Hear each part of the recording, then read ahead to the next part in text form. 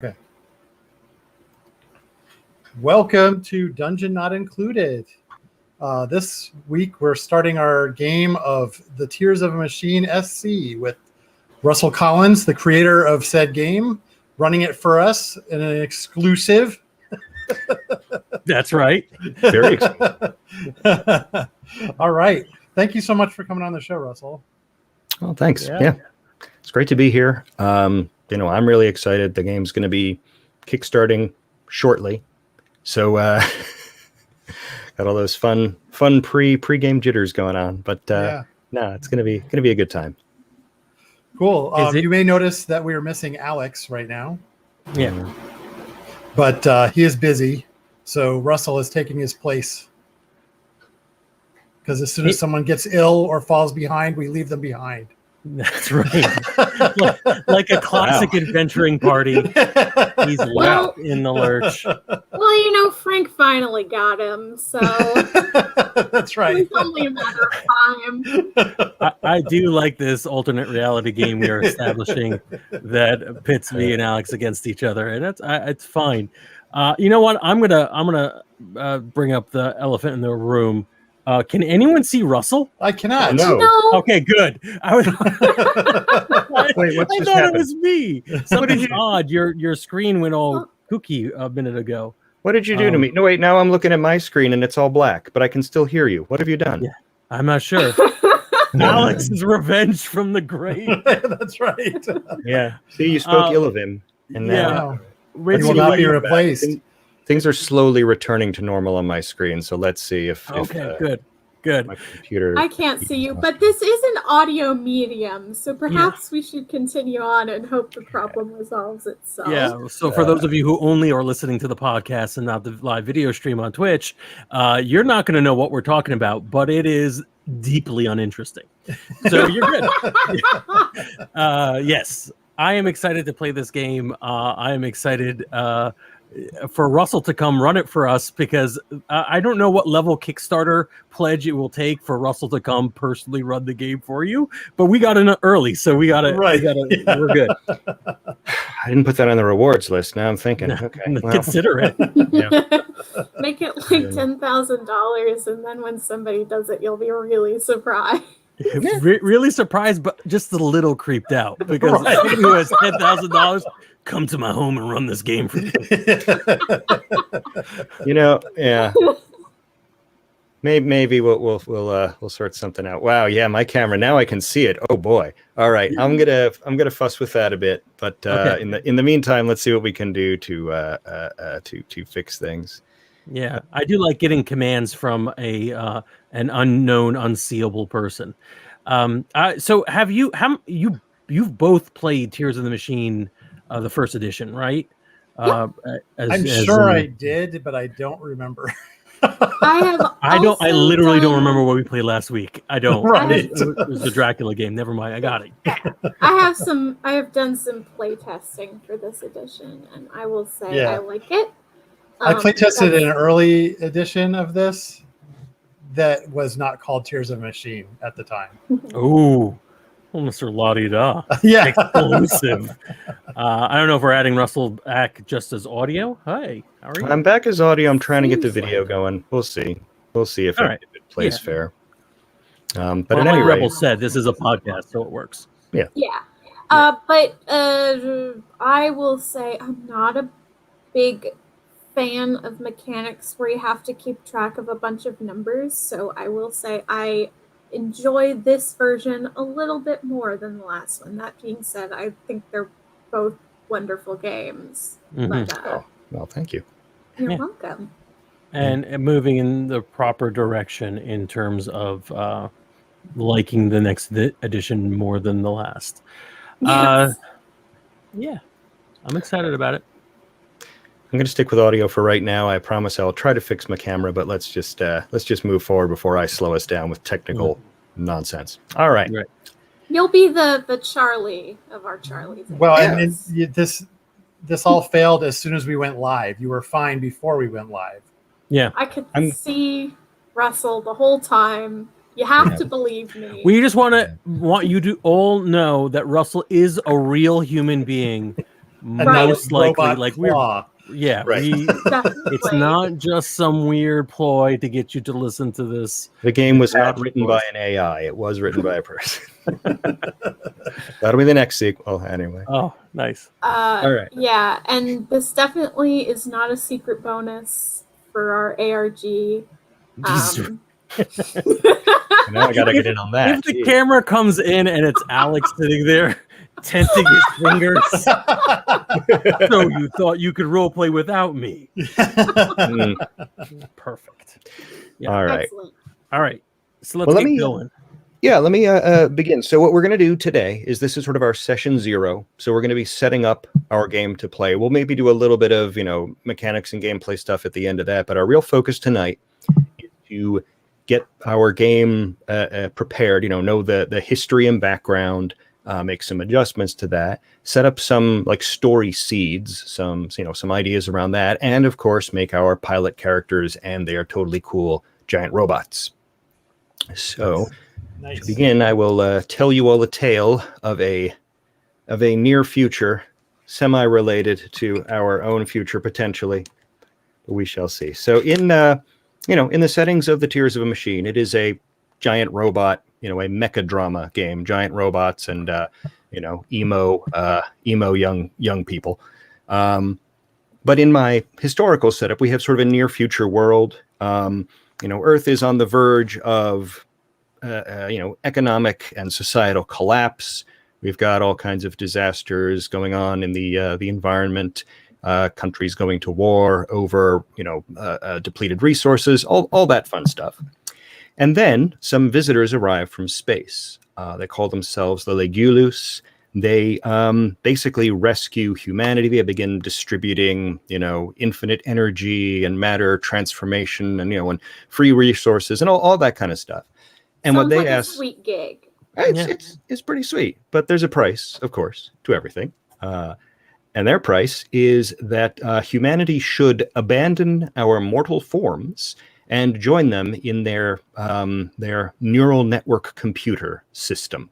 So we should, stop being human and start being part of the Legulus. Some people think that's awesome. They jump at the chance. Some other people think that's pretty horrific, and they start to push back against it, which leads to all kinds of conflict that gets more and more heated and pitched.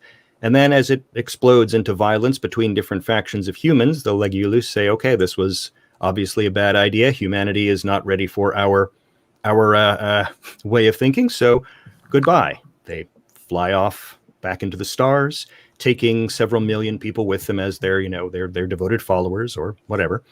And they're gone. And things are fine for about 10 years. We got a nice little bit of breathing room from suddenly having all that free energy and, and resources and so on. And then the Legulus come back. But they come back different.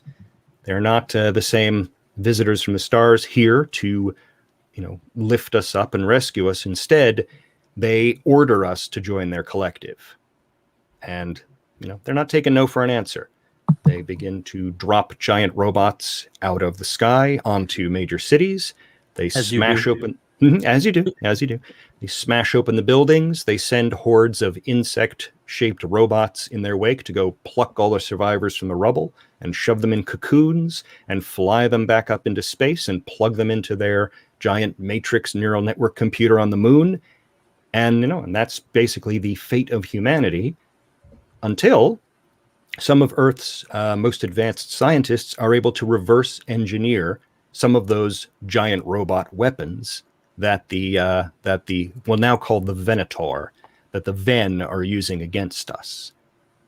So with that, we create the Saints. That's the symbiotic android interface. That's the cute acronym for our giant robot machines. The symbiotic android interface, the Saints. And one of the things, if you will. Yes. And one of the important features of the Saints is that it's similar to the Ven weapons. It has that sort of neural link connection to stuff. The cool side to that being that anybody who can properly interface with a Saint can basically become the brain inside the body of this gigantic war machine. downside being that only certain brains can interface. Some of that we're not quite sure why it works, but some of it has to do with neural plasticity, which is, the neural plasticity is stronger in younger people. So as a result, the new United Nations Preservation Force goes all around the world, interviewing young people and testing their neural connectivity to see if they can become part of the preservation force and pilot a saint to defend the Earth against raids from the Venator. And that's basically where our pilots come in. You are all young people, aged between 17 and 21. On your 21st birthday, you age out of the program and you are released. And you will be piloting these giant robots to defend the Earth. So that's your basic setup. Cool. Yeah. Any questions about that? Great reason for big robot fights, it seems like. So Yeah. Everybody's got to have their, this is part of the thing you realize when you sit down and you start writing your own giant robot stuff is you got to figure out kind of how do you rationalize what goes on? Like, how do I fit into the continuity?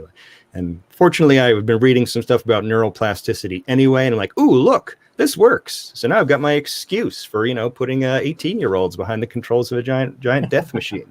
So there we have it. Right. Yep. Nice. All right. So the first thing that we have to do to kind of make this our own story, to make it our own game, is we're going to pick out our themes and set the tone for the themes. If you are in the Roll20 of the game, you will see there is a handout in the handouts list called Subjects and Tone. Right now it looks pretty bare. I actually have it open on my screen to edit, so you might not see much of anything there, really. But what we have as far as subjects and tone, you can kind of think of them as sort of the sliders or the focus concepts for the game. I live in deathly fear of sitting down to play an RPG session and having no idea what to do. So these are there as a little bit of idea fodder, as a way to sort of set up the stories and the subjects and the questions and answers and all that kind of thing to get a session going. And since there are kind of big elements that go into a giant robot show, we're going to decide what are our focus elements. What are the most important parts of a giant robot show to us? All right. Oh man. So we just pitch out just basically the broad things that we think are important to us and discuss amongst ourselves? Well, sort of. Oh. We actually, what we can do is first we're going to sort of set the priority of what I have the big three subjects here. And then we're going to be using that to then sort of pitch our ideas and build out our story ideas and our first big plot elements. I get it. Okay. Yeah. So the first thing, like I said, we want to sort of set our big three. So the big three in any giant robot show, and I know because I've watched thousands of hours of mecha anime in order to prepare for this, are the pilots, the preservation force, and the saints. Yeah. Now the pilots are, the pilots, the kids, the young people, their relationships, the people close to them, the stuff that's about them. When you're watching a pilot-focused episode, they're going to class and they're having a falling out with their friend, and we're worried about their relationship with their mom back home, that kind of thing. So, that when we talk about the pilots as a subject in the game, if we focus on them, then that's the kind of story that happens. The preservation force is kind of the world beyond the pilots. I use them as kind of a stand-in for all the big energies and powers in the world. This is when we're talking about the politics of things. These are those episodes where it's more about the military operation of the world around the pilots. And what does the news media think of these giant robots and these young people piloting them and all that kind of thing. And my third subject is the saints. And that covers everything that's even further beyond that. That's the weird tech, the matter transmission, fusion power, neural network controlled robots, And also the Venator and the Legulus, they're part of that strange world of outer space super science stuff. So what we want to do is basically decide the priority of these three things. Do we want a game that's focused on the weird cosmic stuff? Then we say, okay, Saints, top priority. Do we want something that's a little more about like the ins and outs of day-to-day lives and, who's doing well in math class and who's, going to have to make up, with their mom for missing their birthday or whatever? Then we're pilot focused. And the stuff in the middle, of course, the military stuff, there we are. We're preservation force focused. Now, this isn't set in stone. We're not fixing this forever. This is kind of what do we want to see out of our first storyline. When we finish our first storyline, we're actually going to go back through these steps and we're going to say again, okay, where's our focus now? What do we want? What stories do we want to see? Do we want to see stories about the people, about the factions, or about the weirdness? Okay. I'm always a very character-focused player, so I think for me, the pilots would probably be top priority. And that's actually my number one also. Same. All right. Okay, that was easy. That's easy. Yeah. It is easy. Yeah. Well, I mean, it's a good place to start. In the book, I actually recommend, if you don't know where else to go, start with pilots. Start with the people. Start from the ground up, The other things are going to come in and out. Like if you watch any of the giant robot shows, it usually does start with the kids or whoever, and then we find out about the factions and the secret machinations and the conspiracy theories and all that junk. That comes in later, and that's when we shift our focus. All right. Mm-hmm. Well, in light of that, do we want to look at the preservation force or the Saints as being kind of our secondary focus? Well, I know which one I would choose, and I think I'm interested in that strange and experimental technology, so I would say the Saints. I was thinking preservation force. I was thinking preservation force because there's something about like this is the MacGuffin. This is the fictional thing that's just making the story happen that I like about science fiction, and I don't like it explained too much or too much the focus of the story. That being said, I'd love me some giant robots, so I don't mind it being second. A Rebel, I think I stepped on you, so if you want it to be, you could be the tiebreaker as far as I'm concerned. Yeah, I'm into the giant robots personally. Okay. Yeah. All right. Well, let's move that. Let's put the Saints in. Frank, you lose. Yeah. And role-playing games are about who wins and who loses. That's right. So angry. Dominating I won your fellow Dungeons and players. Dragons. It was advanced. Well, let me also point out that actually none of this is like restrictive. Just because we've put the pilots first, that doesn't mean we're not going to hear about the world of politics or whatever. If a storyline comes up and someone says, "Ooh, I think it's really awesome to figure out what how is my pilot perceived by the news media after a thing or whatever," we can follow that trail. This is just to sort of help me prime the pumps and know where we want to, or where we think we want to start our focus. And, we'll shift around. So none of this means that, we won't do that. What it does mean is that, we're already thinking along certain lines of what we would like to see. If I draw a blank, I'm going to go look at this list and say, they want to hear about their pilots. So let's make up a thing about someone's background and their relationships and their best friends doing what and that kind of thing. Cool. So we've got our priority. Now, another thing we want to decide is our tone. This can sometimes be a little wishy-washy, but I think it's important to track it out because it's one of the big deciders, like the difference between, say, Neon Genesis Evangelion and Gundam comes down a lot to the tone of things. What do we see in a positive light? What do we see in a negative light? Again, this isn't a restriction. This doesn't mean that if we make the story of the preservation force, all negative, it doesn't necessarily mean that everybody there is bad and we hate them. It means that we want to see stories in which it's that those organizations are cast in a negative light and we have to be worried about them. And maybe part of our story is trying to turn something from a negative into a positive. Or it's about seeing something in a positive light, and then the story is about, oh no, it turns out that underneath it all, this is not so good as we once thought. So we want to go back through each of these three subjects, and we want to give each one a tone of positive or negative. So let's start with pilots. Obviously, positive pilots means we're going to be focusing more on, good relationships, people getting along with each other, friendly rivalries, that kind of thing. If we think that we want to see more of that in a negative light, then pilots are outsiders. It's a little more Neon Genesis Evangelion. Everybody's relationships are fraught. You're the outsider situation. You just had a bad falling out with somebody or whatever. Again, that's not going to be every relationship, but it means that you want to see some of those challenges come up first.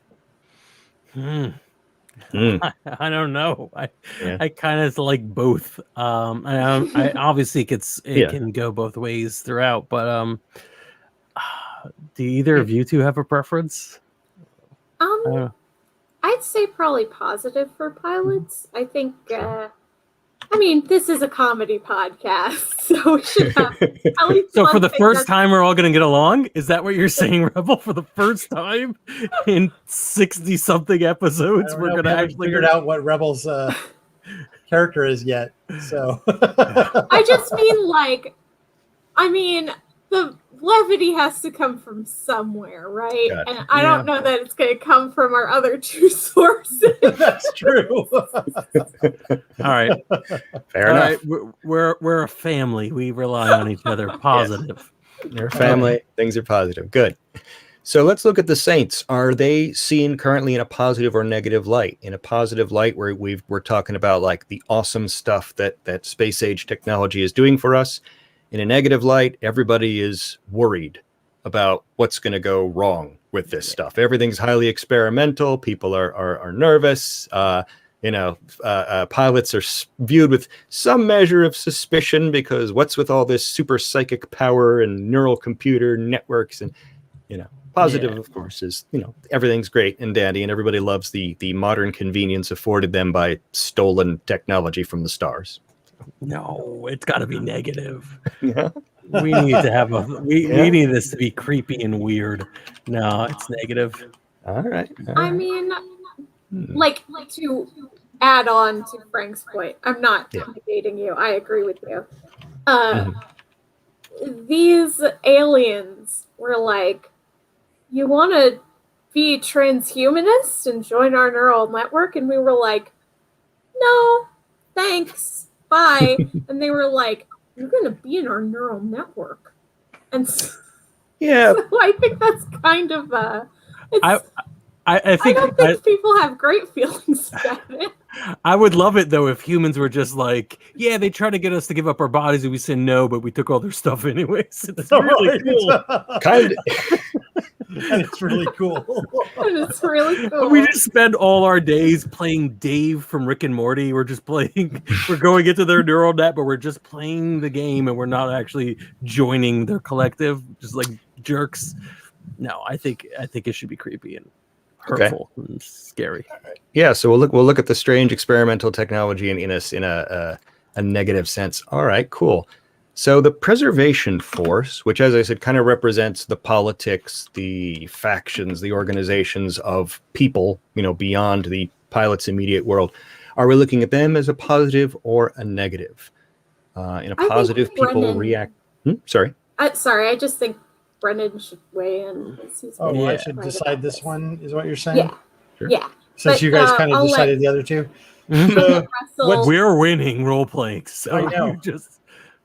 What's a story without conflict? I think negative.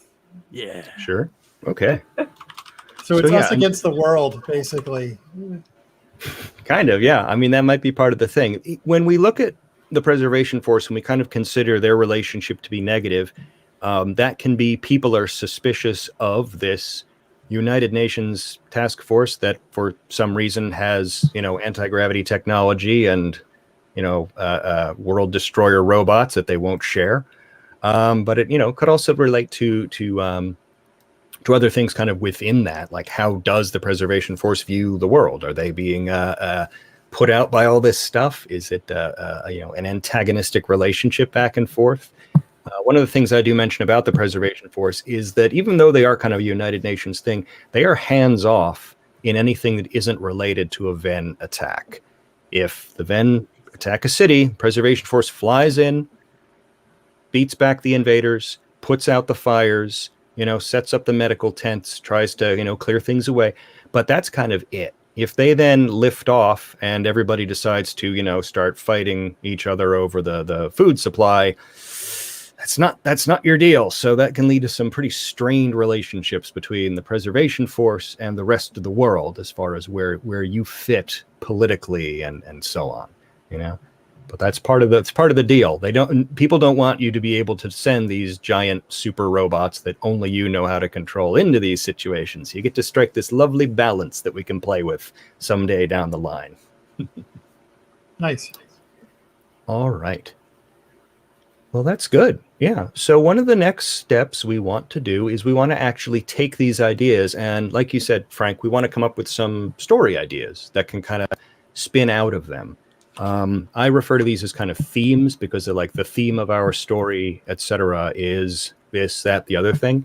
What I like to do is, based on sort of the priority of things, let's see if we can come up with 3 themes that fit under the idea of the pilots, and then 2 for the Saints and 1 for the Preservation Force. So we can kind of have our story ideas, but show our priority there. So let me give you a couple examples of what I'm talking about. I mean, I imagine some people already have some ideas of things they would like to do. But what I have sort of as examples of themes is, if we're looking at the pilots and we're looking at it in a positive light, then we want to, deal with those kinds of, day-to-day, lighter subjects, How can the pilots refine their strategies to work together better? Who's going to win the track meet? Who's going to go to the prom with me? This is the lighter side of life as a pilot. So we can come up with a couple of...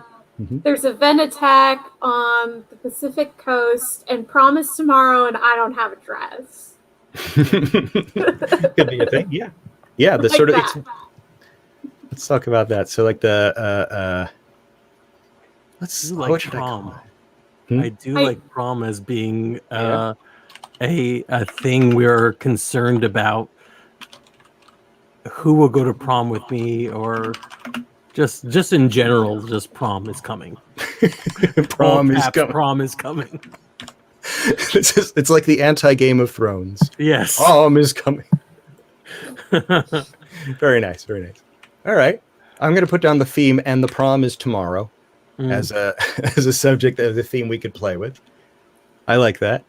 I'm sort of into we're like the underdog class of pilots, and we gotta prove ourselves in like the sports thing, whatever sports tournament they have for pilots. No, I like volleyball. That. Yeah. It's volleyball. Pilot volleyball. Yeah. Top Volleyball Gun style. Tournament. Cool. Volleyball tournament. I can put that in there too. Yeah, I think that's a good thing. Volleyball tournament to, let's say, establish the pecking order, right? Establishes the pecking order of pilots. Yes. Well, I'm not just going to say pilots. I'm going to say all cadets, so that there's a bigger pool of people for you to be up against. Yeah.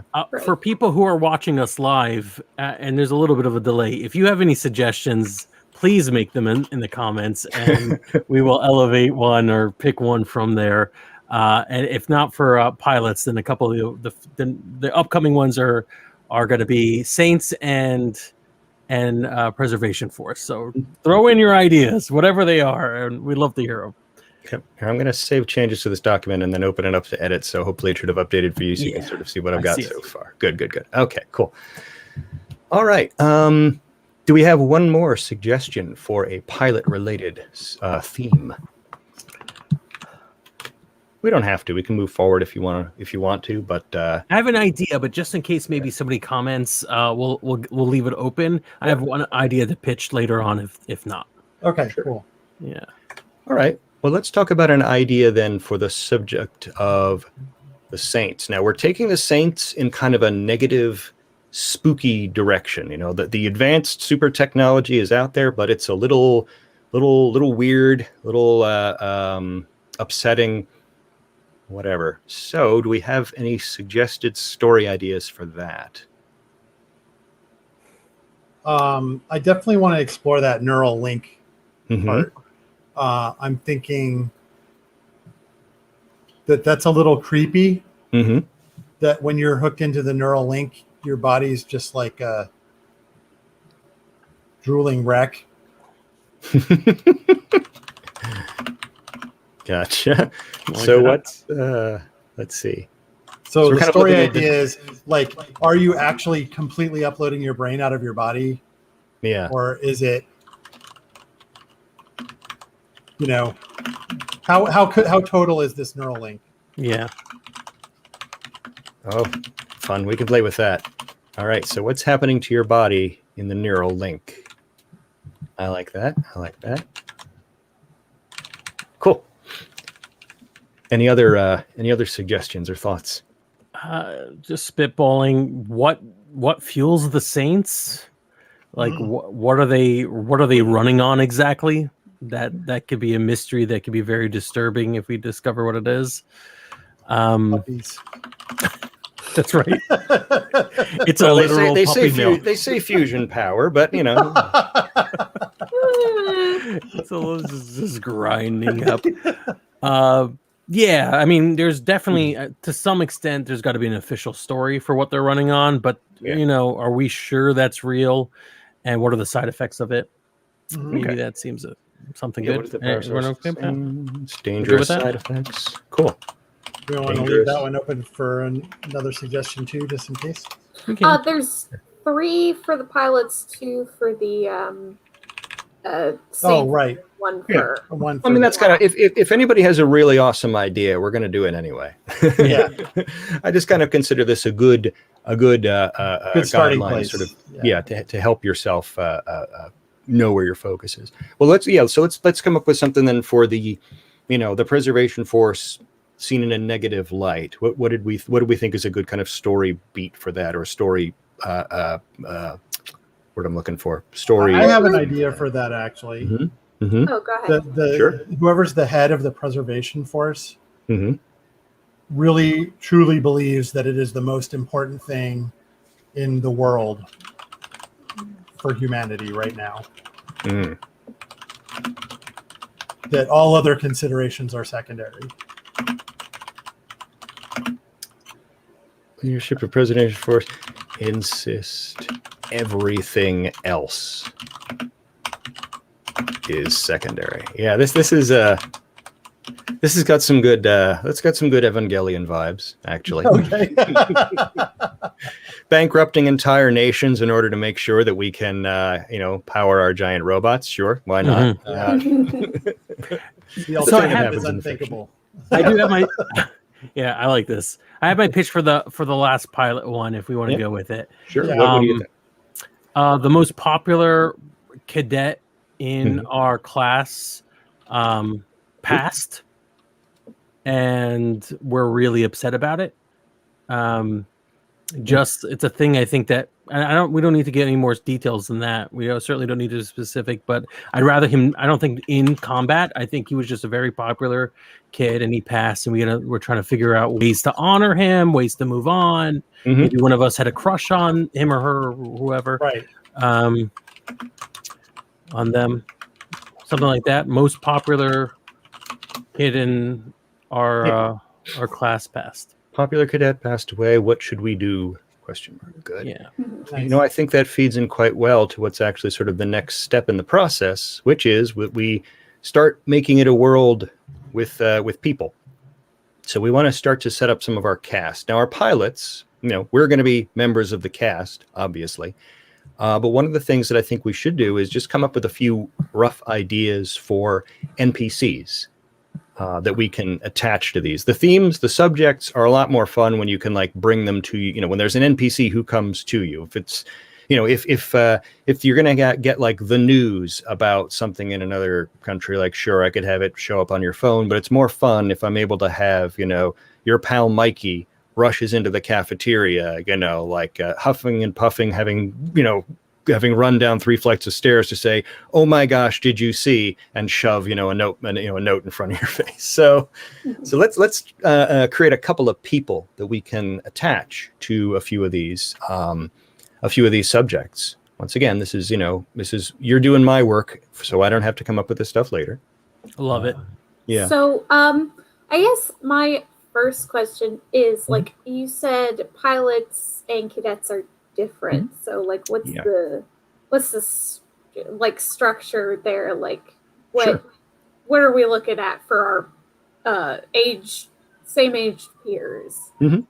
Yeah. Okay. So the basically the cadet program takes in kids from 16 up to 18.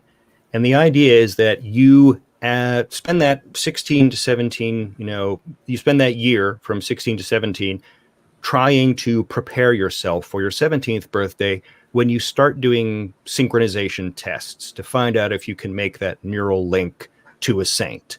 And you have until your 18th birthday to successfully do so. And then you become a pilot. And you're a pilot until, you age out of that program. If you go that entire 17 year, you hit your 18th birthday and you haven't been able to successfully establish a neural link, well, then you either take that cadet training and go to, become a regular soldier in the preservation force, or you leave and you go back to do sort of your own thing. So cadets are kind of the pool of young people around you who are also going to be pilots, or who might go on to sort of treat this as military school and then enlist when they hit 18. So that's kind of the cadets are basically everybody in that pool, potential pilots and not pilots. And so there are like also military people on here who are around our age. Yeah. Basically, there are people who are like, hopeful to one day be the, to be the officers in the preservation force, military efforts, and all that kind of thing. They are also sort of mixed in with pilots. It's kind of a strange collection because honestly, pilots come from all sorts of backgrounds, and once you start to show the ability to make that neural link, you're going to get fast tracked in there. So even if you weren't like aiming to one day be some sort of like West Point graduate, they don't care. They want you in there because you can pilot that saint. So you're going to end up with plenty of like punks and ne'er-do-wells and so on mixed in there, along with the spit and polish. I'm going to go and one day pilot a legion of robot tanks in the service of humanity types. So you get all kinds. Yeah, I like the parallels the world is building with the way potentially the military works. I like that.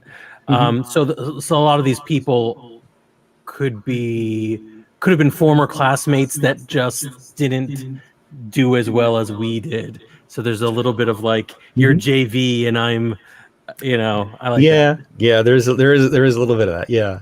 Okay. Well, why don't we let's name that pilot. Let's name that cadet who passed away. So we have a popular cadet who passed away. So we know that it's one of our peers. It's a cadet. Did this person become a pilot, or did they never reach that point? Maybe they died before they could reach that point. I'm okay with that. I'd rather it not be ambiguous where they were, but everyone knew they were going to eventually sync up with a saint.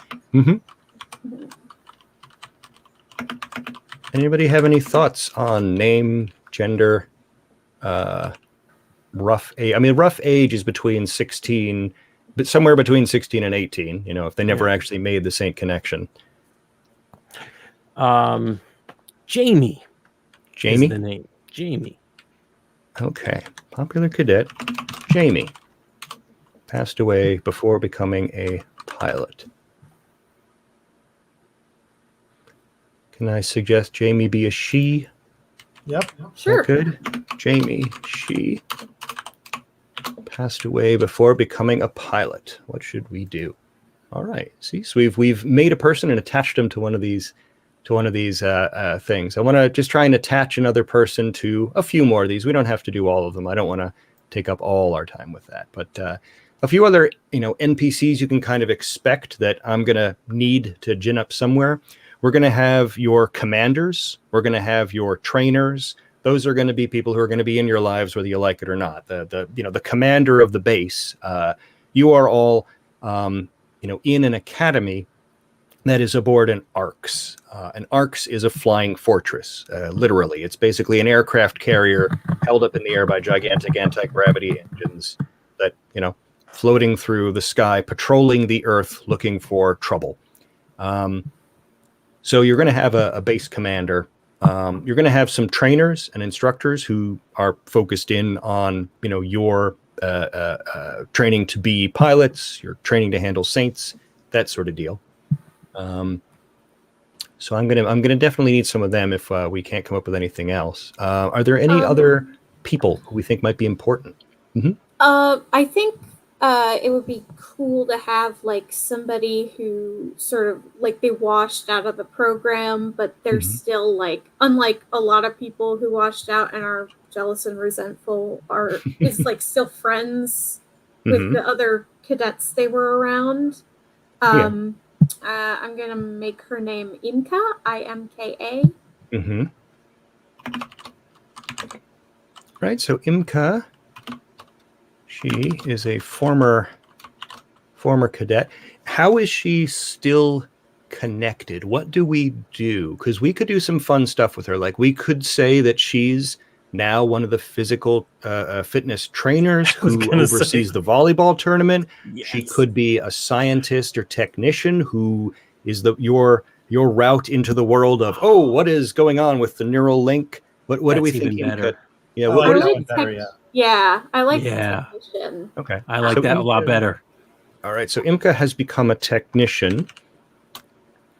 So Imka, let me put them on the neural link.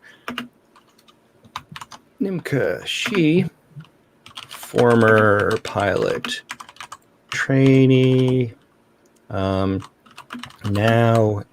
a saint technician. And we'll figure out how she can explain that, how she can get caught up in that. See? So yeah, now when I want to have us introduce that question, we've got a route into it. We've got this person to do that. All right, cool. I can start making up some others. We can throw out some others as well, but maybe we should move forward so we can get your characters made before too long. Yeah, that sounds good. Yeah, so let's move forward on that. We can back up and throw in some other characters later to fill this out more. Now, one of the things I do want to remind you is that after each sort of session, we kind of take the pulse of things and figure out what stories we like. At the end of a series of sessions, we go back to these lists and we update them and we change them and all that kind of stuff happens. Now, one of the next steps I have here is that we are to set up our lines and veils. We've already done that sort of offline. We've got a shared Google document where we've put in subjects that we do not want to come up in the game at all, and subjects that we can have in the game, but that we want to veil, to sort of limit the exposure of. So we've already filled that out, so I don't need to bring that in now. But everybody do, make sure you've signed off on it and you're happy with everything there. I also want to point out that we do have our sort of our content control tools set up in Roll20. I've got a series of macro buttons for the scene change system if we want to use that. But Roll20 has also added in a safety tools deck that includes things like the X card and so on. So we will have those there. I don't know if we want to. Which do we prefer? Do we prefer scene change, or do we like the X card? What's the general feeling around the table? I haven't worked with scene change before, so we can. I think we can discuss off mic what exactly that means, so that I can give a better answer on that. Yeah. Okay. That's fine. Yeah. So we'll do that. I just want to make sure we cover those steps because they're in here. Yeah, and I see the tools. That's really neat. That Roll20. I like the way it's presenting. We haven't shared our screen yet, but it's pretty cool. So eager to use either one that we end up going with. Okay. Yeah, we'll go over that offline as well then. Yeah. All right. So now one of the things I want to do is before we get into characters, I want to sort of tweak the setting. Now I sort of gave you a setup of what happened with the Legulus and the Venator and where the pilots are. Are there any things about that you would like to shift? You know, it could be subtle. Like when I last played the game, I actually played it on Party of One with Jeff Stormer. There's a plug for another podcast. There you go. But we decided to play a game where it's like the very early days of Saint development. So everything was like, you know, like before the arcs had even taken off. You know, I was like truly experimental, you know, edge of the seat tech kind of story going on. But we could also say like, hey, things are, you know, settled a little more. And this is like we were advanced more into the state of the world, and more of the day-to-day life has come to adapt to these things being kind of like weather patterns. Like, who knows? You know, and I mentioned in the book, if you really want to, you could set this in an alternate reality video game with robots made out of magic goo and seashells. You know, that's your your prerogative. But do we have any thoughts on changes we would like to make to the setting, or are we okay with sort of going with the boilerplate? I'm fine with the boilerplate, but go ahead. Is it all right if we like age it up just a little bit? So like you get drafted into the program when you're 18, Sure. just so we don't have to involve like young teenagers in this. Sure, we can do that. Yeah, we can tweak the ages for that. That's fine. Let me make a note of that. Edit. So basically just age everything up by like 2 years is basically where I'm at. Sure. I'm not belittling that at all, but I do like the idea of aging. And this isn't, don't write this down, this is dumb. But if we aged it up like 30 years, so Brennan and I would be like, yeah. It's your brain calcifying is what really makes it work. See, the thing about neuroplasticity is there's a little known fact that it actually becomes super flexible again in your 30s, and nobody knew this before. I actually just prefer that you need your brain calcified a little bit. You got to be really on your way out. You got to be like, yeah, I can pilot a robot, I guess. Making their fists on giant lawns.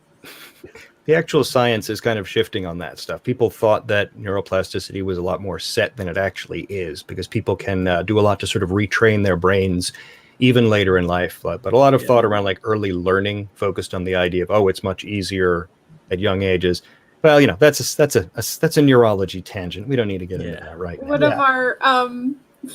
of our commenters said old man's war. Yeah. Oh, there you go. That's actually really good. Yeah.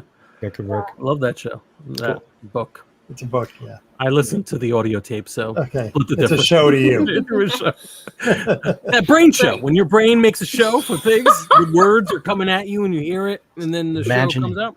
The magic of imagination. Oh, imagination. That's what that is.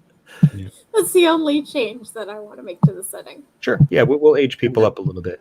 Yeah, we'd already done that a bit with this edition. My earlier edition of this game, this is actually the second edition of the game, for those of you who are unaware. In the earlier edition, I did have younger pilots, but I don't know. I was looking at media around it, and honestly, I kind of feel like really young pilots are sort of trapped in this age where interesting stuff cannot truly happen. I felt like I watched a lot of Cobra Kai as well, which also kind of reinforced to me that, hey, you know what? 17, that's where it's at. That's where things get really crazy, because now not only are you still a young person with young people's responsibilities, but everybody's looking at you like, oh, and you're going to be an adult very soon. So here, have some adult responsibilities heaped on top of you. So a lot more drama to be had in the 17, 18, 19 year range, you know? Right. Because now it's not just, hey, can you pilot this giant robot? And oh, also, you know, have you thought about where you're going to go to college? All right. Are you taking your entrance exams for college? Yeah. Even though you are already piloting a giant robot and going to school? Yeah, but I mean, are you going to, like, at 21, are you going to go and advance into officer's school? Or are you going to, like, what are you going to do? What are you gonna... All right, anyway. As somebody who is in their early 20s, this is hitting pretty close to home. So. All right. We'll see if we can keep things lighter with the idea of prom. College prom. Yeah. So characters. I've already set up some basic character sheets for you in Roll20, so we'll try and go through those. They are rudimentary because I don't know how to format CSS. I'm working on that. We'll see if we can make them prettier later, but they might be able to get you started. Just a few things to touch on, that I do want to make sure that we know that pilots come from all sorts of backgrounds. I encourage people to make the characters interesting to them. Make sure that when you are approaching playing a character of a background very different from yourself, you're making sure you've got the proper respect and representation in mind for those characters. I've got some words about that in the book. I think I can trust most of you to get the idea of it all. Just be aware of stereotypes and that sort of thing as you design your characters. For those of you playing along at home, we've already made some support characters, which is my word for NPC because they are supporting roles. But let's get into the pilots themselves. All right. So yeah, pilots can have any background. All you need is this sort of rare, barely understood ability to neurally link with a saint. You can come from any culture, any society, any ethnicity, body type, gender. You can have any disability, visible or invisible. None of that interferes with the ability to have that neural connection. It's this mysterious thing. So, you can come from a very broad option of backgrounds. So we're going to go through the steps of making your pilot. We're going to begin by creating a basic identity. We're going to choose or create traits for the way that you act and the things that you do. We're going to decide on a hope, which is, a driving force in your life and a thing you want to accomplish. And then we're going to create some links to connect you up to other characters, probably some other SCs. Then we'll, fill in the details around you, and then we'll get to your saint, making your cool giant robot. So I always say the best thing to do is start thinking about a person in general. Imagine them in motion or in action. What's an ordinary day for them? How do they deal with problems? Look at the subject and tone that we came up with. Look at those themes. How would you interact with those? If you want to make a character who is utterly contrary to all those subjects and tone and themes that we came up with so far, you're welcome to do so. I'm going to ask you why you wanted us to do those things so much in the first place if you're then going to throw them all away. But okay, that's fine. Whatever, man. I'm not you. But once you've got some ideas, then we need to start picking out things that go into your pilot's record. Now, the character sheet for Tears of a Machine is basically a couple of sentences that you fill in like it's Mad Libs. I wanted to try and avoid math as much as possible with this edition. I wanted to try and make a character sheet that, in effect, you could memorize if you could just memorize a paragraph. So that's why we've got all of the different features there in your character sheet, which might be marked out as like adjective, archetype, that sort of thing. Let me open up one of the character sheets so I can be looking at them along with you. So, I see names are already getting filled in. That's good. That's good. All right. Yeah, I have this concept in my head of just somebody who's very sort of out there. Like they're kind of weird and they're really into sort of witchy stuff. That's Gotcha. my whole concept at the moment. Gotcha. Okay, cool. So what you need to do, some of these are already filled in. I guess I must have tweaked the character sheet. I must have tweaked a character and it changed all the other sheets. Oh, good. Well, we'll put that right. Don't worry. So you need a name. You need to fill in your identity. I am name. And then you need to pick your age. And your age is, there's a range there for you to choose for how many years old you are. And then you're going to pick an adjective, an archetype, and 3 verbs. So the name and age are pretty self-explanatory. The adjective is a descriptive word for the way you go about doing things. This is how you like to approach every situation in your life.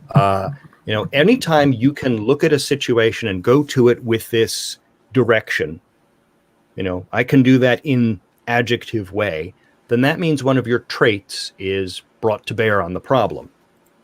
So here's a list of some samples. You could be aggressive.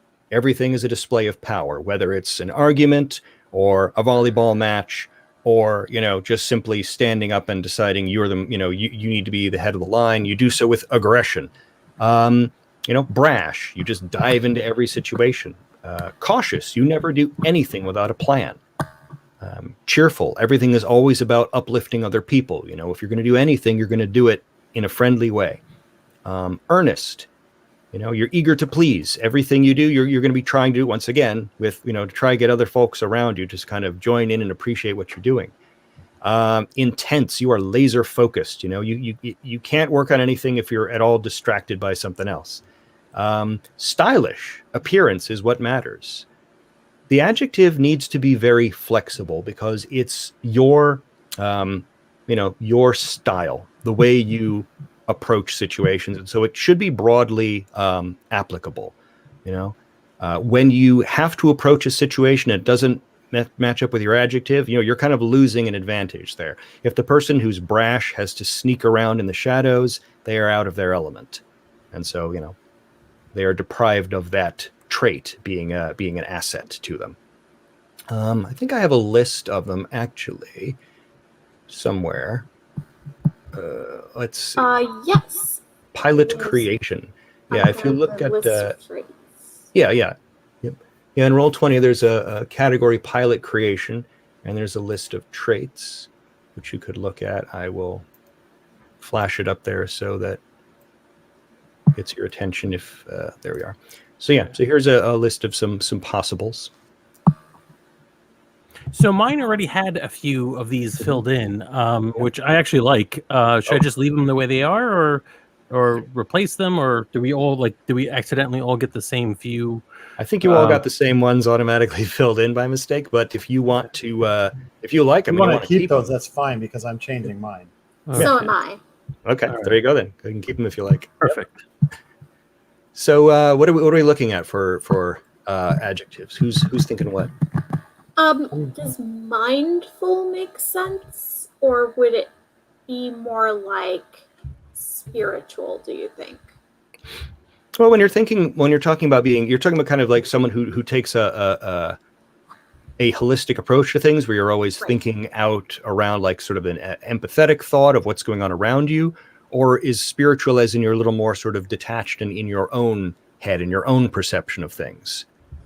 I think Salem, which is my character's name, is very like, all is one. Let's take a look at this from a holistic perspective. That was a great word you used. So I think, so holistic is very...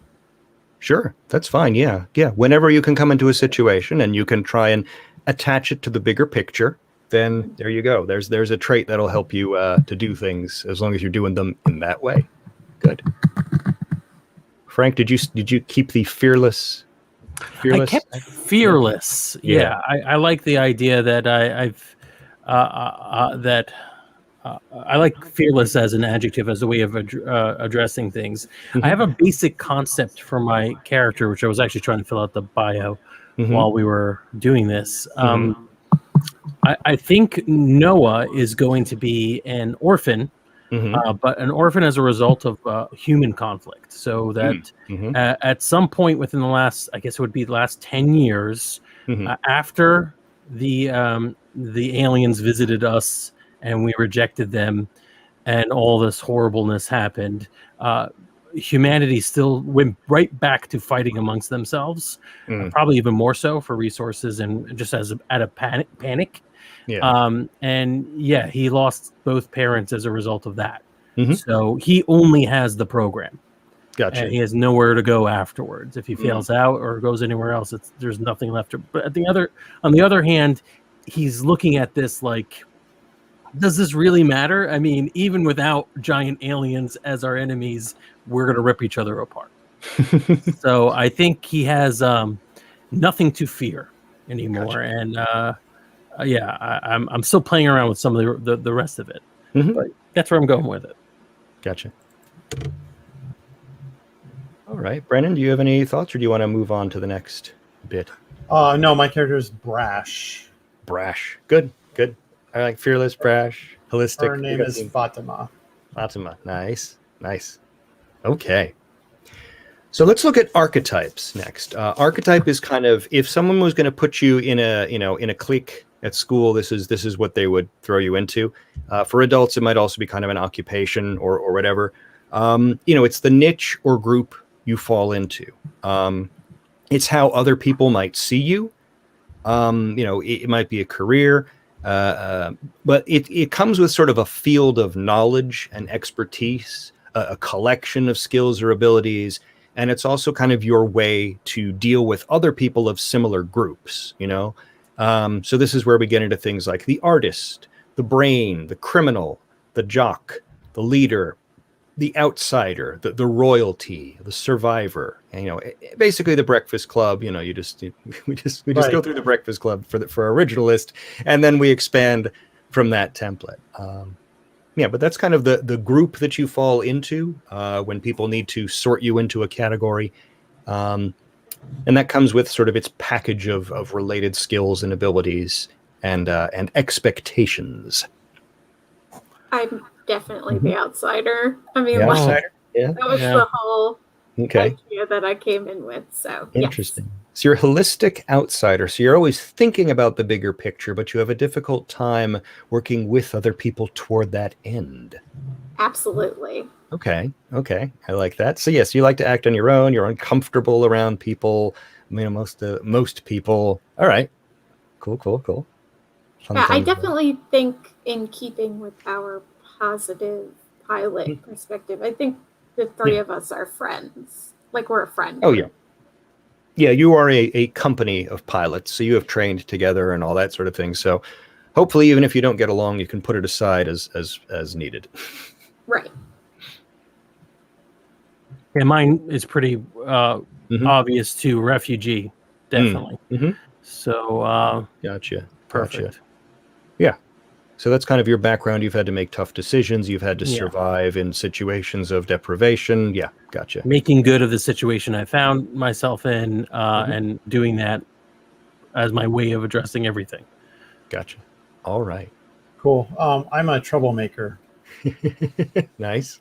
I'm always pushing against authority, trying to do things my own way. Mm-hmm.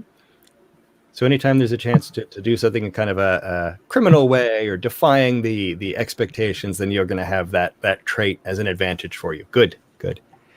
All right. Now, verbs, you've got room for 3 verbs. Verbs are much more specific and applicable to, very specific situations, which is why they are, verbs. Once again, you want to be able to try and put yourself in situations where you can use them because, hey, you'll have the advantage. More traits applying to a situation means more dice, which means more chance of success. So you kind of want to, if you can, you want to find a situation where your adjective, archetype, and verb apply so that you can get all those dice. So yeah, we got a nice list of verbs here. I kind of broke them down into different categories about interacting with people, investigating the world, criminal acts, physical activity, all that sort of thing. One of the things I do want to point out about like fighting skills, if you have them, that means you're kind of trained outside your saint to do that sort of thing. One of the fun effects of the saint is you don't need to be a martial arts master in order to throw a kick when you're in the saint. You just kind of visualize throwing a kick, and all of these, hundreds and thousands of neural processors and microcomputers and servos and actuators and all this stuff go to work and make that happen as best they can. So, of course, knowing how to throw a kick in your, normal physical body is a help to doing that well, but it's not a requirement. You don't have to be trained in archery for your saint to wield a bow. It just means it's better at doing so.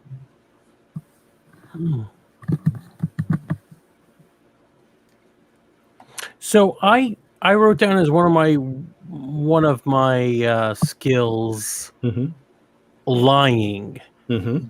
Is it better to pick something like sneaking or thieving or something that's a little bit more obvious that's listed under criminal acts, or is lying good enough? Well, I mean, I think lying could work. I think one of the examples I give also is deceiving. Deceiving, right? Lying and cheating to conceal your intentions. Keeping someone unaware of things was one of my suggestions for that. Yeah. So that can be good. I think that is useful in an occasion where you have to provide a falsehood for someone. There you go. Yeah. That's a trait. Yeah. Mm-hmm. So the three traits I came up with were discovering, shooting, and disturbing. I think I'm really good at like unnerving people. I like that. I So you're think going to it look could for also be useful in other situations, like good at disrupting, like the van or whatever. If that makes sense. I can't wait to hear what your saint looks like.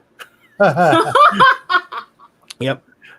No, that's good. I like that. I think that'll be fun. We can play with that. Yeah. Brennan, how are you coming along? What do we got? I'm looking at intruding, fighting, and protecting. Nice. Okay, good. All right. So I had protecting and fighting as two of mine, but I'm not committed to it. Let me go back and see if I could come up with something else. Okay. Sure.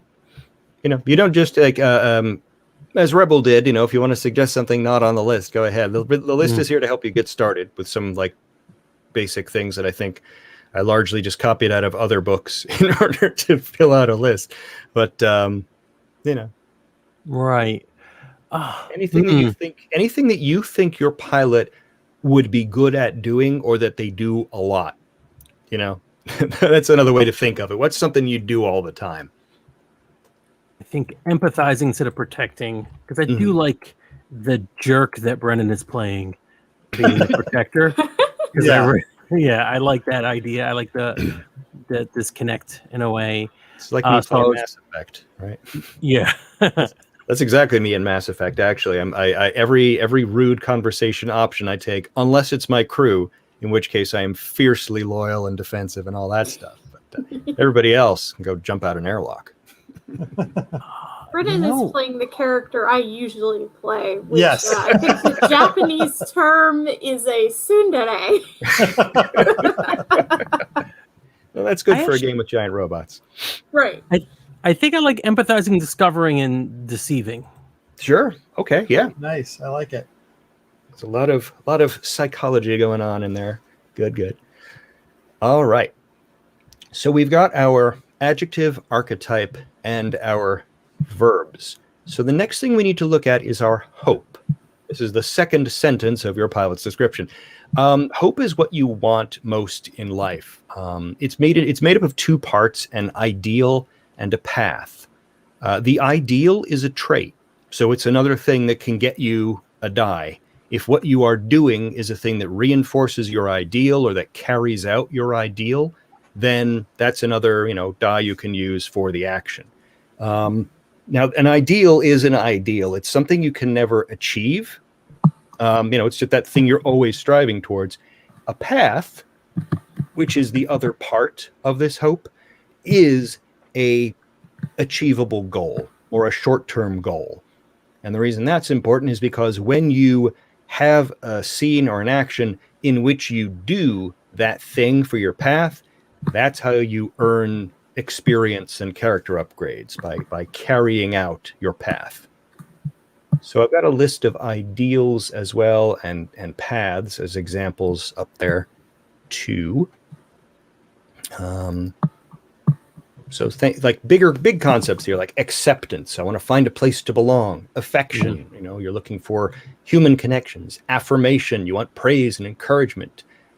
Duty, a strong person is a responsible person, is the way I put it up there. Excellence, you want to be the best. Freedom, novelty, preservation, recognition, stability. These things can also, tie into other traits. One of the things I like to point out to people is I don't mind your traits really having a lot of overlap. It just means you're very focused. That just means you kind of have to make sure that whenever you approach a situation, you want to try and have enough control over it that all that focus is useful. You don't want to have to defy yourself, or you'll come into a situation with very few traits and very few dice to to see to your success. Got it. So my hope, my ideal is justice. Nice. Okay, you hope for justice.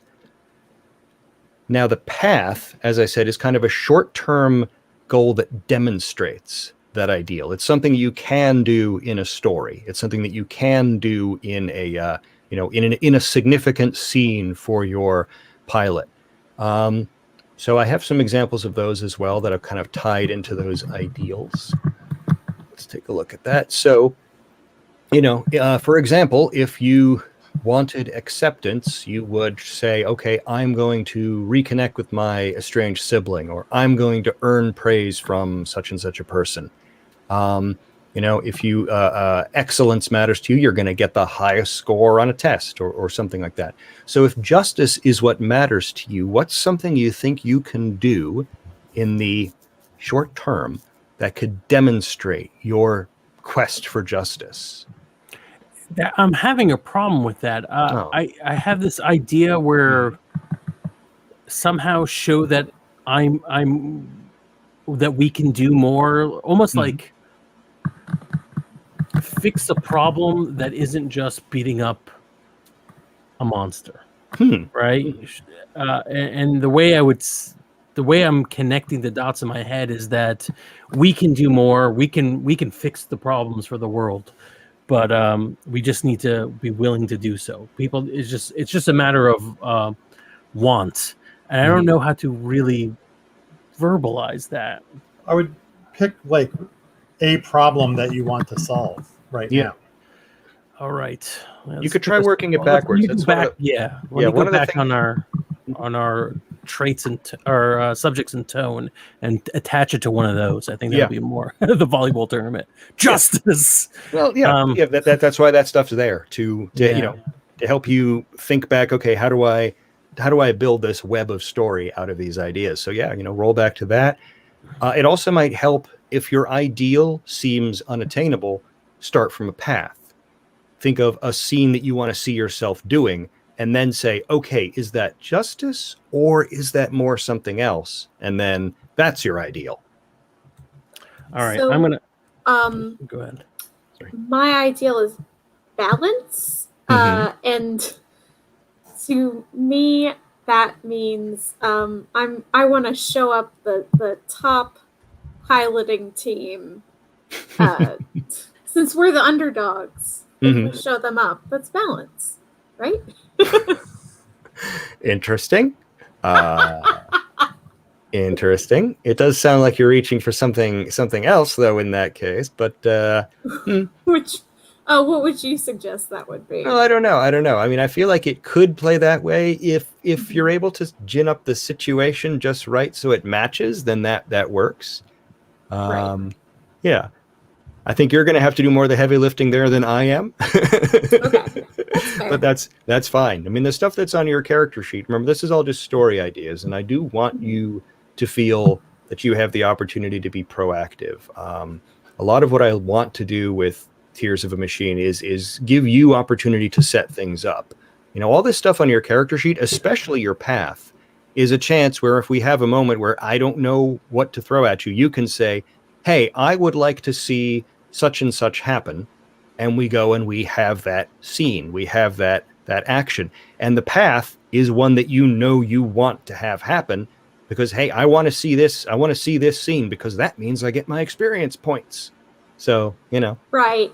I think I'm having the same problem as Frank, which is like the ideal I came up with makes sense for my character, but I'm not sure how to translate that into a path. Okay. Well, yeah.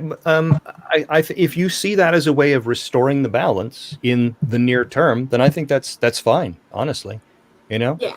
Okay. If your concern is, look, for far too long we have been the underdogs, we must establish balance by such and such action, then that's fine. That makes sense to me.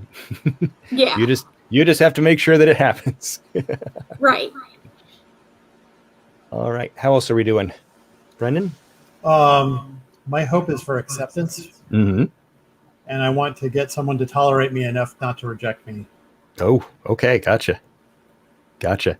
That'll be Because interesting. I'm brash and a troublemaker, and I tend to push people away by my Mm. fairly abrasive personality. Gotcha. So it's interesting because you're setting up a scene for yourself where you're actually kind of working against some of your traits. So that'll be interesting. Yeah. That'll be interesting. Yeah. You might have to sort of figure out how to do that without the trait assistance. But there are other ways to get assistance. Don't worry. There are other mechanics in place to help you deal with the situation where you are at a disadvantage. Frank, how do you feel? Good. I think Mm-hmm. I'm going to go with show that the preservation force should do more for justice. Mm-hmm. I could see this. There are two different ways that, like, the big tie-in is going to be with the our preservation force, the leadership of the preservation force, insisting that everything that's all they should focus on. They're the most important thing, and that's all they need to do, and never getting involved in any other issues. So I'm definitely going to be like, I'm always going to try to show that we can fix it. We can fix all the problems in the world if we just are constantly working and never giving up. I like that. Yeah. You're going to be, there'll be some activism, so to speak. All right. I like that. Good. Okay. So we've got the first two sentences of our characters done. Now we need to come up with a link. The link is a relationship to a specific person. This person is meaningful to you. They are also a trait. They are another source of dice. So if this person can be in a scene with you, or if they can be closely related to a scene or something that you're doing, then that will be of advantage to you. So we need to kind of make up that person. You have to decide who they are, how you know each other. And that's basically what you need to know. So, like the example I give is name is my best friend. Name is my bully. Name is my supportive training teacher. Name is my absentee dad. It doesn't have to be a person you see all the time. It just has to be someone you can kind of tie into the things that you're doing. Even if they're just a big motivating factor in your life, that can count as long as it makes sense with what situation you find yourself in when you call upon them or call upon their memory. So let's see. So far, we have created a couple SCs. We've already created Jamie, the popular cadet. Right. And we've made up Imka, the former pilot trainee who's now a Saint technician. So those are two people who are out there already. I am, of course, happy to suggest more names if people are looking for something specific, or if you have an idea in mind, you can go ahead and speak up. This doesn't have to be a positive relationship. Oh, no. It can be a rivalry. It just has to be any kind of relationship. It could be your bully. It could be your best friend from high school who is now estranged. It could be any kind of relationship, just so long as it has a strong impact on you. I made my link with Inka. Mm-hmm. I said that she is my best friend because we both struggled to connect with the Saints while the rest of the class moved on. Gotcha. Okay, I've got one. Mm-hmm. Raj is my enemy Mm. because they are my trainer and want me out of the program. Oh, Raj is your enemy. Out of the program. I'm going to add that character here. Let's see. Raj, Fatima's trainer. I'm going to go collect all this stuff later. That's fine. All your sheets, but I just wanted to also make note of that quickly for myself because I think that's an important one. All right, good. Frank, what do you have as a link? As a link for Noah? I'm going to go with, we might as well bring Jamie in. Jamie is my unrequited crush. Oh, boy. I never told her how I felt. Oh, boy. Wow, that's good. See, I thought you said you wanted positive. Now look at all the tragedy we've already dredged up. Yeah. I mean, I think it's impossible to not have some degree of tragedy when we're talking about sending young people into a military operation with the deadliest weapons known to mankind. But, hey. Right. It's all part of the genre. Yeah. All right, we are nearing the end of our characters. Let's just talk down the other things that are on the character sheet. Ego is your sense of self and self-importance. We use it as a resource for points, like willpower points in World of Darkness, or story points or whatever. You basically get to use an ego point to change the results after you roll the dice. You should all have 3 ego points to start. Angst is worry, anxiety, fears, like minor inconveniences, stresses, strains. You'll start with 0 of those. They are the little nagging problems that kind of build up in your mind over time. They won't really affect you directly, but when you get into the Saint and start to control the giant robot, Saints don't know how to deal with hurt feelings. They know 2 things: crushing and not crushing, and things that are more complicated and in the middle of all that they start to struggle with. So if your angst starts to build up, your Saint is going to have a difficult time relating to you. We'll talk more about that as we get into our Saints. Troubles are the negative outcomes of situations that linger, that stick with you. You don't have any troubles at the start. If you foul up a situation, you'll come away with it with a trouble, something that's going to hound you, that's going to make later interactions more difficult, and so on. An important thing I do want to point out about a trouble is troubles are always temporary. They are things that you can put right or correct. They're not... A trouble could be a chronic condition, but what that means is your chronic condition is affecting you in a way that you have to take special steps to manage it. But they're not kind of a situation, really. You have no troubles because even if your pilot has a chronic health condition, right now they have what they need to manage that sort of thing. In support through preservation force, medication, whatever it is they need, they've got right now. But when a bad situation happens, you'll come away with a trouble, a temporary condition that's going to put you at a disadvantage until you can put it right. Okay. So details is what I ask you to fill in next. A few things to consider: pronouns. What's the correct way to address you? Birthday, at least the month. We kind of need to figure that out because eventually you're going to age out of your pilot's career. So if you don't have a specific birthday in mind, at least kind of think about the month so we have a rough idea of how many years your pilot has.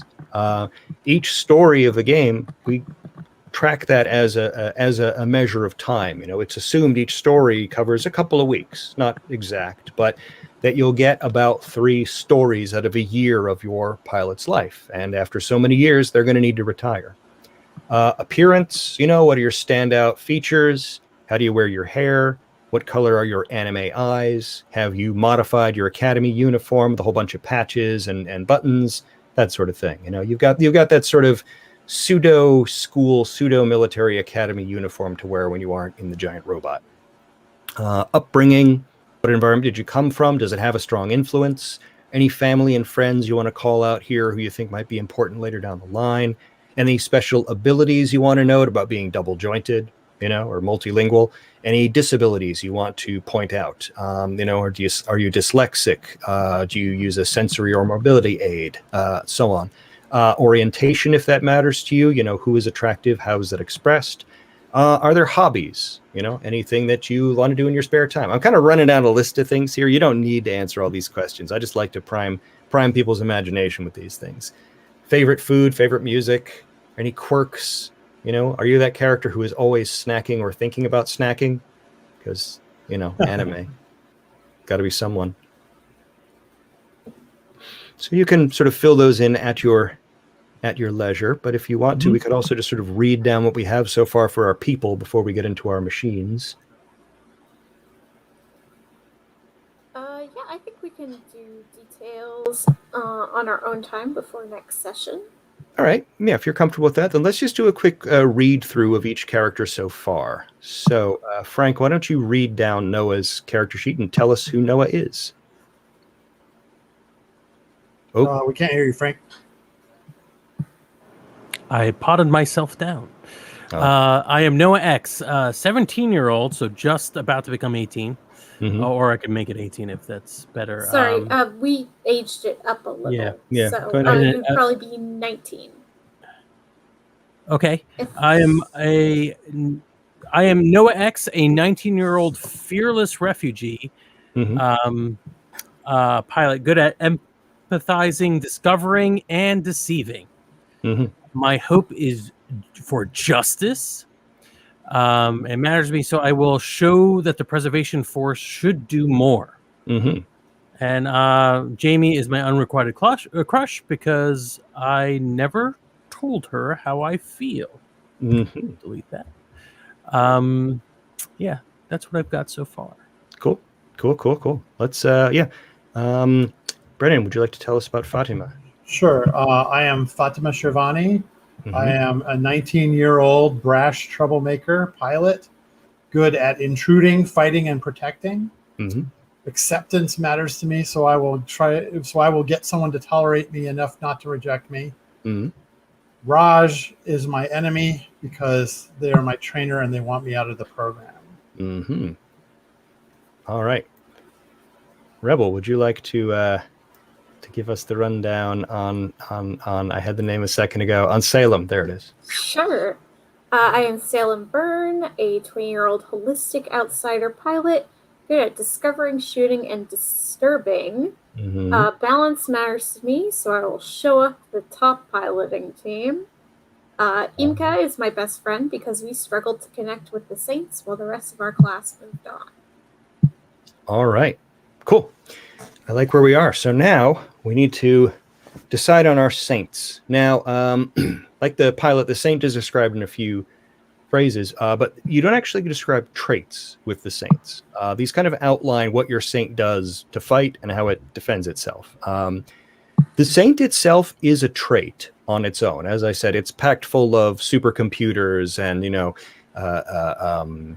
battle technology and gigantic weapons and all that stuff. So the saint itself is a trait. Whenever you are piloting the saint, you have that trait to use for anything, really. You're hooked into the most powerful computers in the world, so you can do math real good at the same time as you can kick down a building. Let's see. Now, when you pilot your saint, your brain becomes the brain in this gigantic robot body. Your own body gets stuffed into a control pod and latched into the thing's spinal column. But as a result of that, one of the things that we need to try and figure out is sort of how you style your body and how you respond to it. Some pilots are perfectly happy and at home in the saint when they take control of it. Others struggle a little bit. So we'll talk a bit about how that works out for your pilot as we get through that. But one of the first things we need a saint identification. You need a call sign. So this is your name. This is your battlefield name. While you are in your saint, you are referred to by this name. That's who you are while you are piloting your saint. It helps for some pilots in order to maintain a separation between being a war machine and being a human being. So some suggestions that I have are birds, animals, people, other things. If you want to make it fun, add a descriptor before that. So instead of just being raven, be storming raven. Instead of just being wolf, be red wolf or whatever. But I've got a couple of fun examples here, like raven, shrike, falcon, or owl. For animals, it could be tomcat, wolf, spider, lion. People, huntress, jester, samurai, guardian, Galahad. Others could be fun stuff like Ultra, Blaze, Storm, Maverick, Cyclone, Morning Star. Do we have a theme that we all want to go with? Like, it's up to do you. we all want to be a kind of bird? Do we all want to be different Greek gods? Like, do we have any ideas for call signs? Well, the next one is a collective name. You're going to have to come up with the name of your company, which is a collective name for the three of you together. So it's up to you. I mean, you could each do a very individualized call sign, or if you see it as being part of a team idea, then you can choose, you can come up with something together. What do you think? I was thinking of naming my saint after a book I really like. So I was gonna call it Tagana, about a lost kingdom. I was erased from the world of the fiction in the book.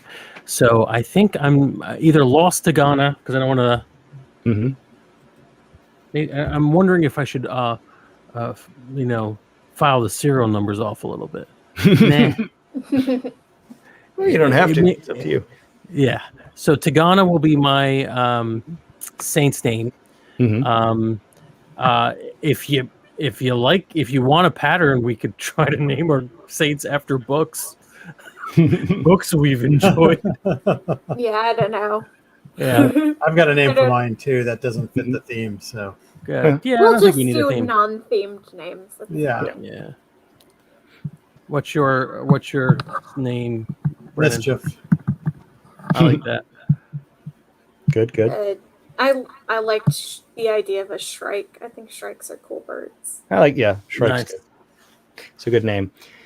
All right, and now you need to come up with a company name, which is just the name for the three of you together. If you don't have one, I'll just call you Abel, Baker, Gamma, whatever. But you can have fun descriptors. Like I've had in the past, I had Defiant Company be one of them. What was it? Untouchables was one in the past.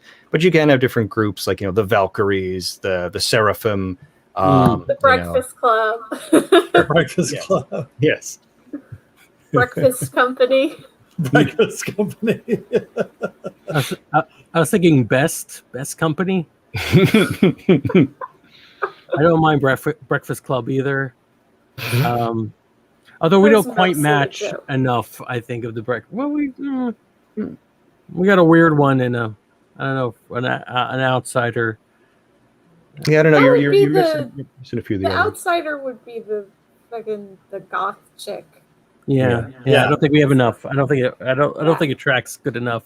Although, hey, use this for your game once you've successfully kickstarted this game. Yes, please. Do we like best company? Do we have any other ideas? Or we could just do alpha, or we could also think about it. The White Elephant Company. No. The White Elephant. All back.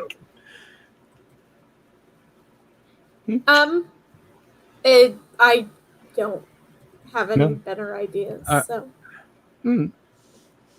All right, maybe that's one of the ones we'll fill in during downtime if inspiration strikes, or if somebody watches or listens to the podcast and lets us know, then we could use totally that. Awesome idea. Yeah. Gotcha. All right.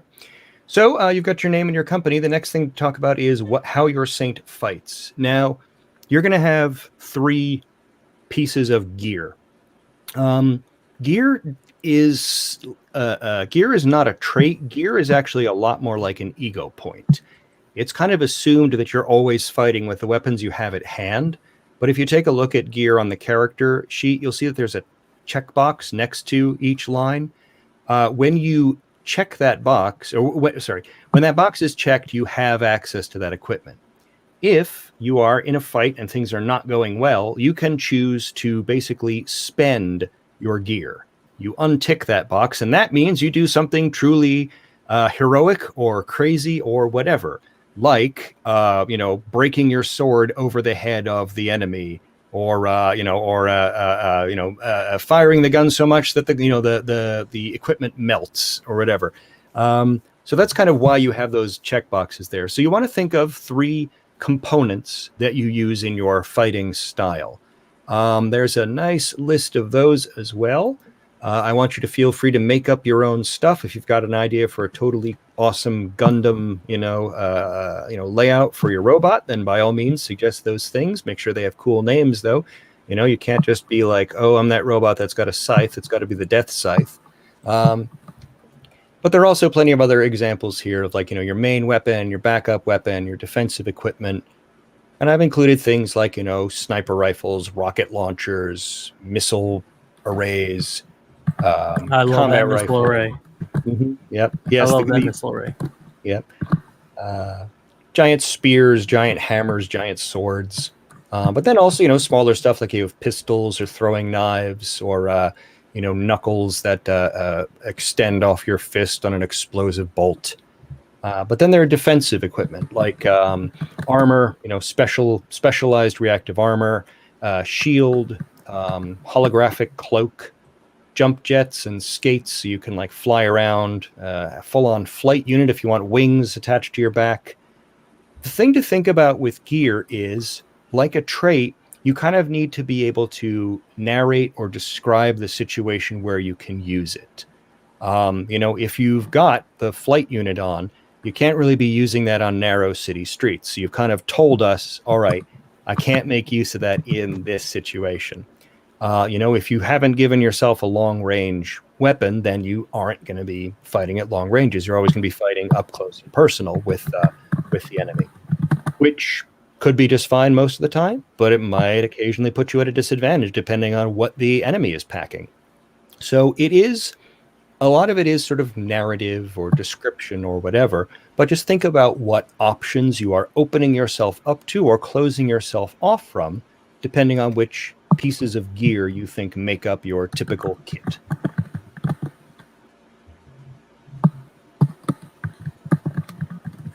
Anyone needs suggestions, do feel free to ask, and I can start throwing some things out there. Otherwise, you can just open up a Gunpla catalog in another window and look down that until something cool pops up. Yeah, so I made up my own thing because I like the idea of an archer. So the RTMS bow for long range. Nice. So we've got a long-range Artemis bow. Very good. Very good. I hope people can hear me smiling. I keep looking down and realizing that I haven't been able to get my camera to work again, but I'm scared if I try to turn it on, something else is going to turn off. So I've just been riding along with no camera. So I have two. I took one from your list, the Tiamat missile array for mass destruction, because it's fun. And you got to get those arcing missiles, or else how is this a giant robot anime? All right. And then something I created called the Shadow Gate, which is for teleportation through mysterious plane.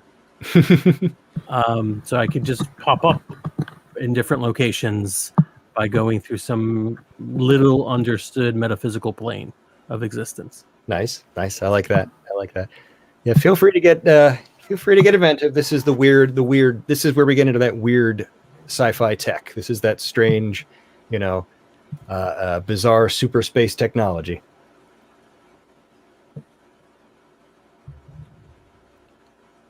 And of course, if you do want to go nice and simple, it could always just be a sword, a gigantic shield, and wings. Those are good too. Yeah, that's kind of the way I'm going. So. Yeah. I got one more. I don't know if this is going to be good or not. Brain gun. Brain gun? What does that do? It projects your mind into a remote target. Interesting. Yeah, I feel like that could be as useful as it is devastating for us. But there we go. Yeah, we'll have to see how that interacts with the enemy robots, with the Venator machines, because generally their brains are overwhelmed with just rage and destruction. So the idea of being able to introduce foreign thoughts into their heads is kind of an interesting tactic. We'll see how it goes. For my other two things, I went with the screamers, which are the throwing knives, and the skates. All right, cool. Skates are always fun. Yep, skates are always fun because you can do that thing where you just sort of like hover just above the cement, just like streaming debris behind you. And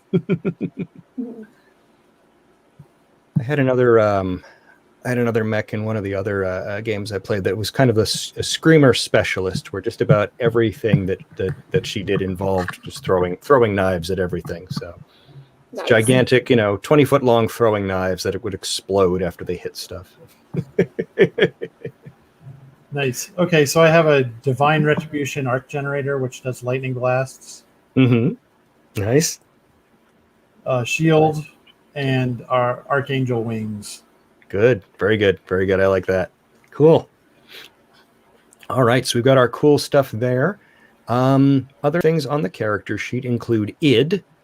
Now, when I mentioned we have that angst thing, when angst goes into the robot, it becomes id. When id gets too high, your saint frenzies. The brain loses control of the saint body and bad things start happening. So we'll get into that when we actually deploy. Damage, you'll see damage is a checkbox. You are either damaged or you are not. When the saint is undamaged, you can use all of your weapons just fine. You can use your traits just fine. When that box is ticked and your saint is damaged, then you can't use the saint as a trait. And you also can't spend your equipment. You can use it, but you can't spend it for extra points. When I say damaged, for a saint, damaged means the kind of thing that would knock a building down has happened to you. You know, like your arm has been whacked so badly out of line that you can't use it. Your mechanical innards are all sparking and malfunctioning. All that kind of stuff, like the really bad stuff. Fortunately, your saint can repair itself even from catastrophic damage, but we'll touch on that once we're in there. So now, other thing we need to do is we need to describe your saint's appearance, your armor. Now, underneath, all saints are built on the same template. It's actually a stolen design from one of the Venator robots, which they named Lucifer because, of course, they did, the one that they brought down and were able to pattern and copy. So underneath your armor, all saints actually look the same, which is why you customize your armor so heavily. You can decide if it's sleek and sort of cut close to you, if it's big and bulky, if it sort of reshapes your silhouette or your outline. If you weight it especially to change your center of gravity, whatever works for you. But come up with a few ways to describe your armor, even if that's just like the color and the rough idea of shapes of blocky and militaristic, or sleek and close lines. And then also mention your helmet, because again, since you are all based on the same pattern, you all have the face of a Venator Magnus, a Venator robot. So you all have a helmet or mask or faceplate that covers over that. So, make sure to put in a detail about what your helmet looks like.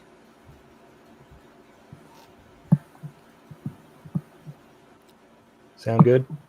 Yeah. All right. My armor is industrial, just sort of like mass-produced, patched together, like Nice. as if this is going to be the standard uniform eventually once we get the kinks worked out of this whole thing. And my helmet is mouthless, and there are bars over the eyes, so they're like little jail cells over the eyes. I'm getting vibes of like the early Iron Man suit, like the Iron Man prototype suit thing. That works. Good.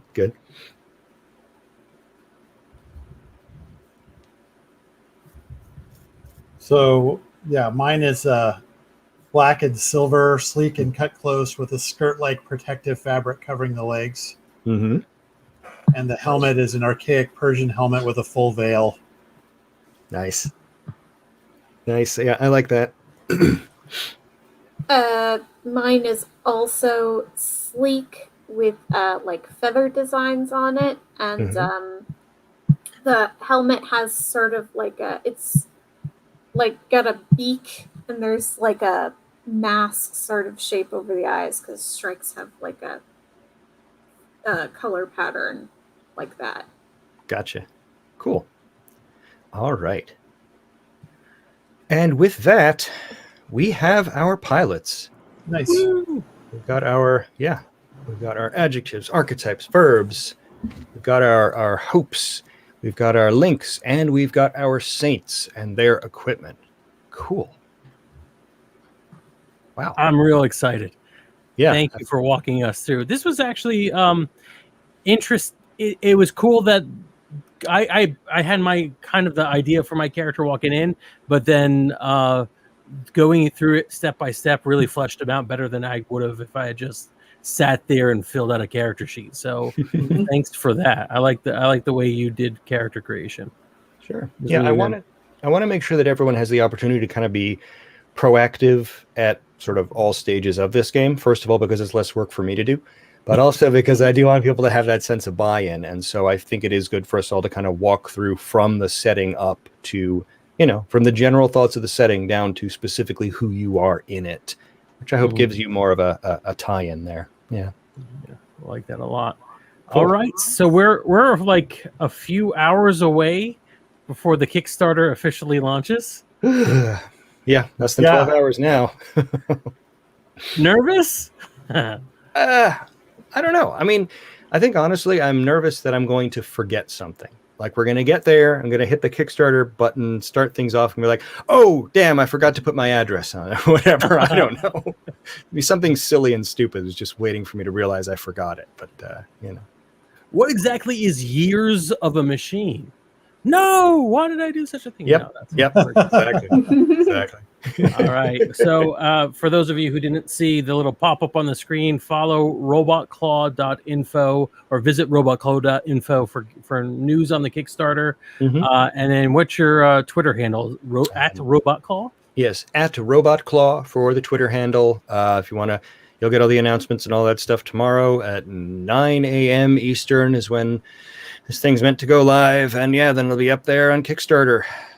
I'm real excited. We hope I'm mostly excited that I get to play the game. I'll be honest. Yeah, I'm just very selfish in that way. No, very excited. Thank you, Russell, for coming to run the Zero game for us to help us with character creation. I think we have a couple of things we need to do before we play the next session. But other than that, we're ready, and I can't wait to see what these characters are going to be up to. Yeah, I'm excited. Yeah. Thank you. All right, everyone, follow us on Twitter at DNN Crew and follow Russell at Robot Claw to get the latest updates. Follow us here on Twitch. Next week, we'll be playing episode 1 of our Tears of the Machine SC arc, and I am very excited to be there. So, yay! Bye, everyone. Bye. Take care.